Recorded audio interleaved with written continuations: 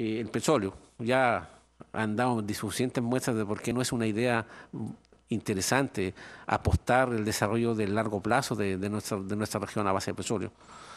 Es una evidencia empírica ya indesmentible de que está en vías de extinción. De acuerdo a los estudios, justo en este año estamos en el pic de Hoover, que es el año en donde empieza a decaer la producción del petróleo. Y yo les puedo asegurar de que si bien en teoría hay petróleo para unos 40 o 50 años más, a los términos que uno está acostumbrado a tener, Chile no tiene el tamaño económico ni el político para discutir esas reservas cuando se empiecen a escasear. Es decir, obviamente nosotros vamos a ser el último de la fila cuando tengamos que ir a comprar petróleo en el mercado, ¿cierto? Porque los países con mayores capacidades que las nuestras van a ser los primeros que se van a quedar con las pocas reservas que quedan de petróleo. Y como ustedes han visto, el petróleo que se está descubriendo está en grandes profundidades y es extremadamente caro. Y además lo que se descubre es mucho menor del aumento del consumo y por lo tanto inevitablemente el petróleo viene en etapas de decaimiento y por lo tanto apostar el crecimiento a largo plazo de nuestra región en petróleo no parece una idea muy feliz.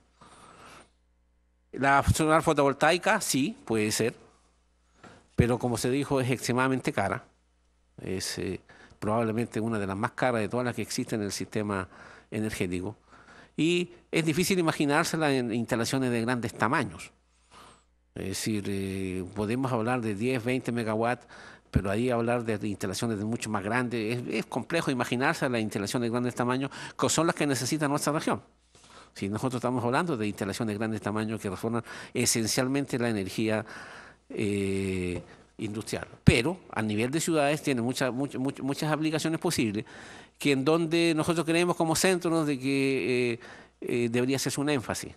Por ejemplo, la generación distribuida en los hogares, o lo que se llama en nuestros países net metering, vale decir de que yo podría instalar sistemas en mi casa y venderle energía al sistema, yo como usuario domiciliario. En otros países que existe esto, es una idea muy interesante porque yo instalo en mi casa o me junto con un par de vecinos un sistema fotovoltaico, me conecto a la red pública y vendo energía limpia.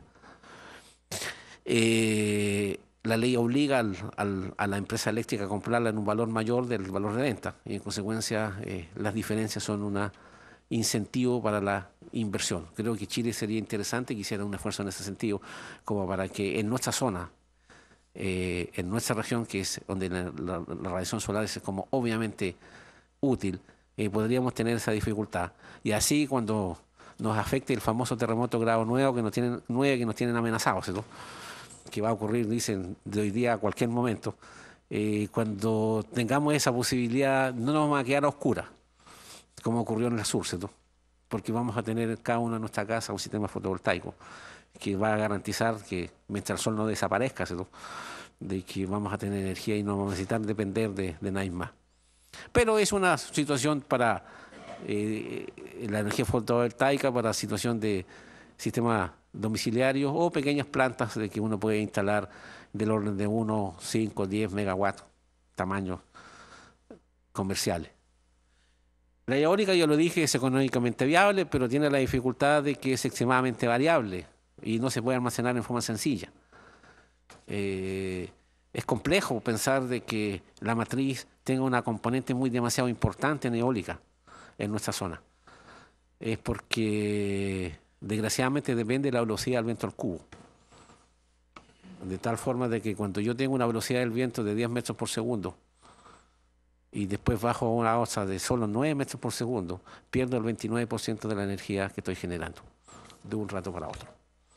Es difícil sustentar una cosa así, por lo menos cuando se piensa en aplicaciones industriales. No estoy diciendo que no sirve, para aplicaciones industriales es la parte compleja y les recuerdo que el 90% del consumo en nuestra zona es industrial.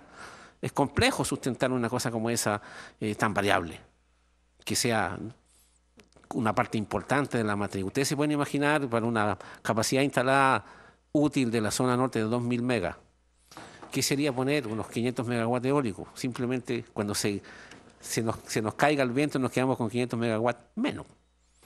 ¿Sí? Y sería una complicación nada fácil para el sistema eléctrico sustentar estos cambios de estabilidad en el suministro bastante complejos. De las que sí son posibles, a nuestro juicio, son evidentemente el carbón.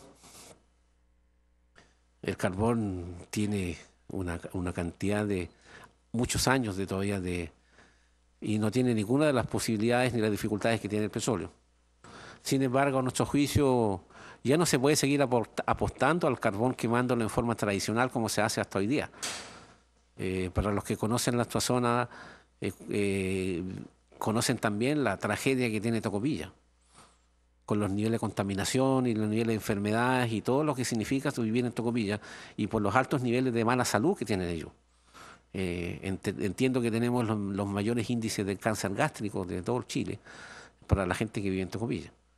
De modo tal de que si vamos a apostar al carbón, de una vez por todas Chile tiene que entender que hay que aplicar a tecnologías más limpias al carbón, porque las hay. Si no hay que quemarlos directamente, aunque sea más barato, ¿cierto? Existe lo que se llama el carbón de lecho fluidizado, existe el carbón gasificado, que son tecnologías un poquito más caras, pero evidentemente mucho más limpias desde el punto de vista del efecto que produce sobre el ambiente. De modo tal que Chile, si apuesta al carbón, tiene que exigir esa normativa, que el carbón sea lo más limpio posible, con todas las normas que correspondan a evitar las emisiones que significa usar carbón. Pero así todo es viable, con tecnologías limpias. Solo para darle una idea, un sistema base de carbón fluidizado tiene un nivel de contaminación parecido al de un gas natural. Es decir, tiene bastantes ventajas, es un poquito más caro. De hecho, las dos plantas que se está haciendo en Mejillones son a base de esa tecnología. Son de carbón, pero lecho fluidizado. Afortunadamente escucharon, parece, algunas de las charlas que hemos dado por ahí antes y han decidido usar ese tipo de tecnología. Gas natural líquido, sí. En nuestra región tenemos toda una infraestructura para eso. Hemos montado una red larguísima de cañerías, ¿sí? Que hay que darle uso. De modo tal de que es una alternativa. Sin embargo, con ciertas limitaciones. Nosotros creemos que si bien va a ser una parte de la matriz, solamente va a ser un complemento de la matriz en el largo plazo. Es difícil de prever de instalar más plantas o más sistemas de gasificación del gas líquido y por lo tanto tiene una limitante en cuanto al espacio-tiempo en el largo plazo.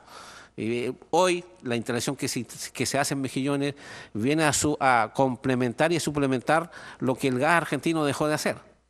Porque si no lo saben, el 58% de nuestro sistema energético estaba basado en gas natural. Y de un día para otro, cuando se cortó la llave del gas argentino, tuvimos que reconvertir todas nuestras plantas, casi la mayoría, algunas no se pudieron, a petróleo. Lo que vendría a ser el gas hoy día que se instala en Mejillones es volver al tema original, ¿sí?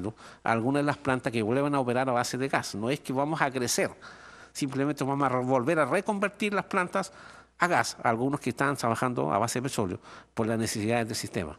Fue una tragedia cuando nos cortaron la llave. Para los que no conocen el tema, yo les puedo asegurar que fue una logística que se tuvo que armar bastante compleja. Iban todos los días entre Antofagasta y Mejillones de Tocopilla más de 100 camiones para poder sostener el sistema funcionando, porque no teníamos los estanques de reserva, no teníamos el sistema preparado para trabajar a base de petróleo y tuvimos largo tiempo mientras se construían los estanques, con 100 camiones diarios circulando por nuestras carreteras, con todo lo que eso significa en logística, en dificultades, ¿cierto? Y cosas así que pasaron transparentes porque afortunadamente no pasó nada, ¿cierto? Y no hubieron grandes accidentes y nada que así. Y ahí lo que se va a hacer entonces es reconvertir. Pero el gas natural